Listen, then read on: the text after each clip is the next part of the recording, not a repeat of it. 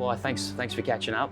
I remember the first time we met, you were the head of development at Collingwood in 2011, and I was trying out for the VFL list. I remember the first interaction I really had with you on a personal note was after my first practice match. I remember in the rooms after the game, I had sort of mixed emotions. I thought I played well. I was really insecure about whether or not I was going to get the spot or not. And I remember you coming up to me saying, "Mate, well played. You belong at this level." And I just remember feeling, 10 feet taller walking out of the rooms. And he actually said the same thing to Dad too. He was sniffing around the rooms, and I think he was more pumped than me. But is that something that's always been a trait of yours, is trying to be as positive as you can with your players? Or I like to see the good in things. I don't know why, but I just see the good in people and the good in things. And I think most people want to have a sense of belonging to things, don't they? Or affirmation that they're going okay in things. Everyone likes to be told they're doing something well.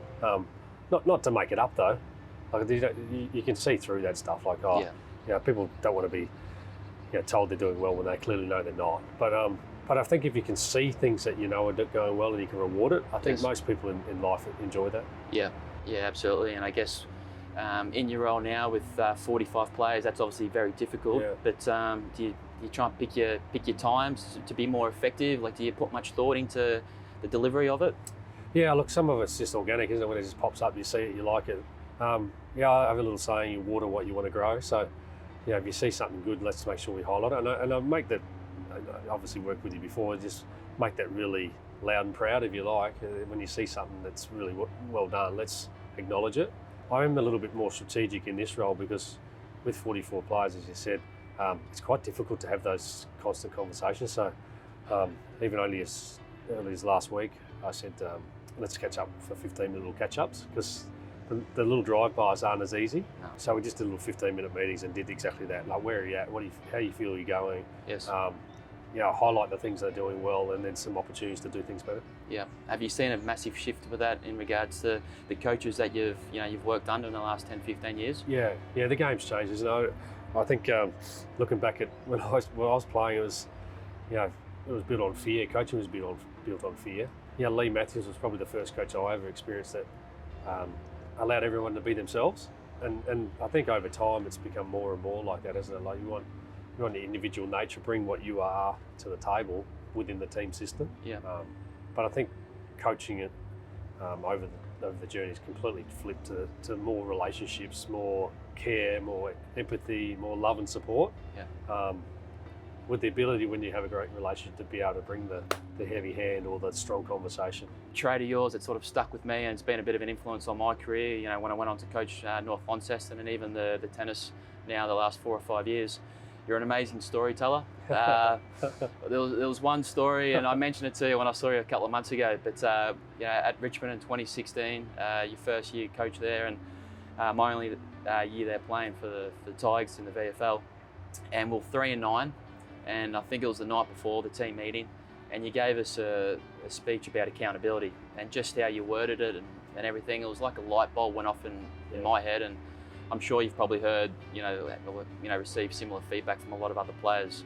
Has that always? I nicked it too, by the way. I went down and I waited. I bit my time to use it myself 12 months later. But is that a learned thing, or that's something you've picked up along the way? Yeah, I think we can relate to stories probably more than being told.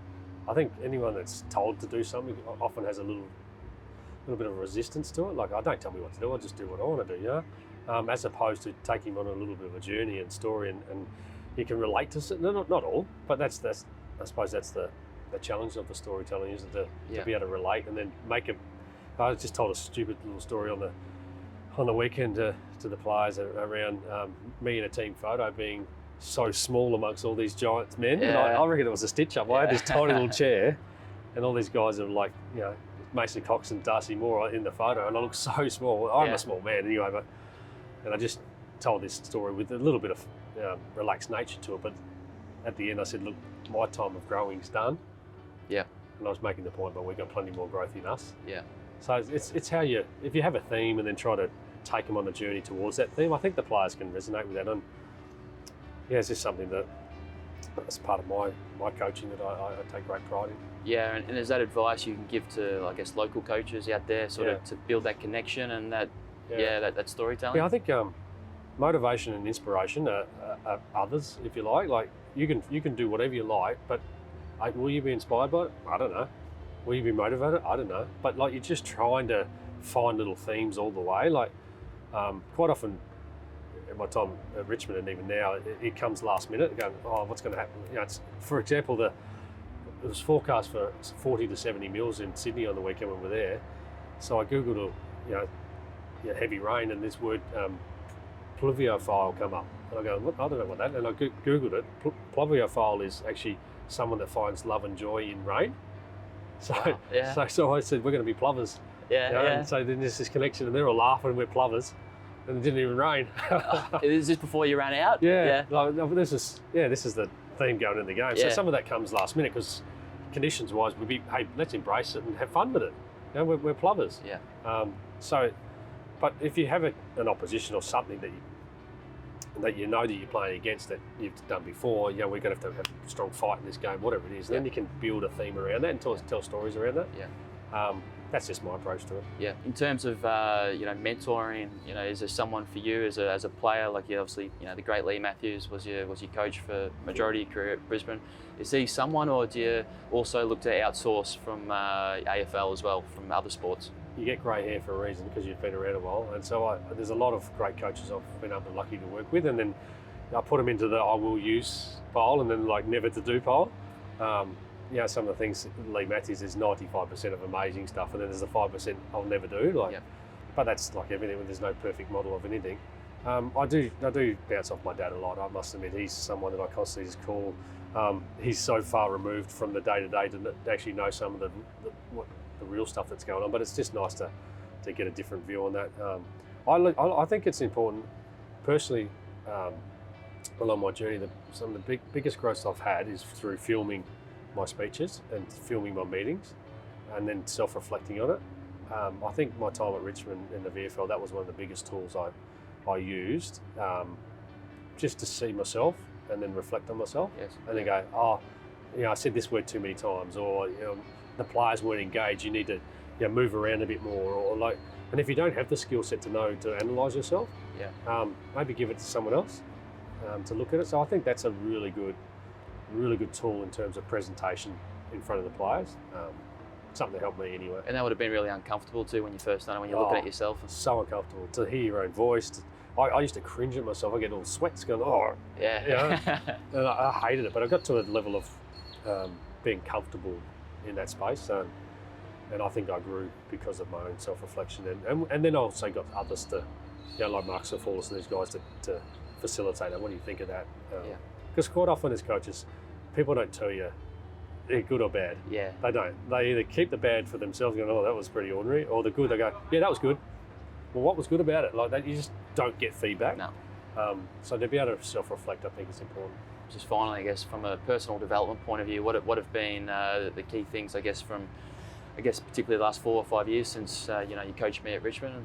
You've obviously gone to Hawthorn under Alistair Clarkson. Yeah. What's been the biggest growth in your coaching in the last 4 or 5 years? Oh, so much, mate. That's a big question. There's so many little things that your family at home being balanced really helped. You look at just little lessons along the way.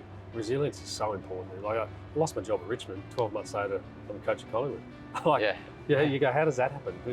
But you need a little bit of luck along the way and opportunities, doors open. But I think if I have to stop and go, what was one of the biggest? I think there was a moment when I was at Richmond that I wanted to be a senior coach. There was a moment, and from that, then I just thought, well, I'm going to put my energies into putting a presentation together. So when the phone rings, I'll be ready. So if you have passion to do something and you have a goal, just work hard to get it. Yeah. And think of the layers that are required to get that. And sometimes you don't know what it takes to get to whatever transition it is, but the preparation to get this job in this chair started about 12, 18 months before I even got a chance for the phone to ring. Yeah. So when the phone rang, I was ready. So that was comforting. Yeah, that's awesome, Fly. And I want to say thanks for catching up. I was pretty pumped when I woke up over in Florida and I saw you're the leading man, I suppose, for the candidate for the job. So, mate, I want to thank you for your time and good luck for this year. Thanks, Tom. I've always admired your resilience as a player, a person. You've got great character, mate. And anyone that's lucky enough to work with you or work alongside you will see that straight away. So I wish you all the best. Thanks a lot. Cheers, mate. Thanks. Thanks, mate.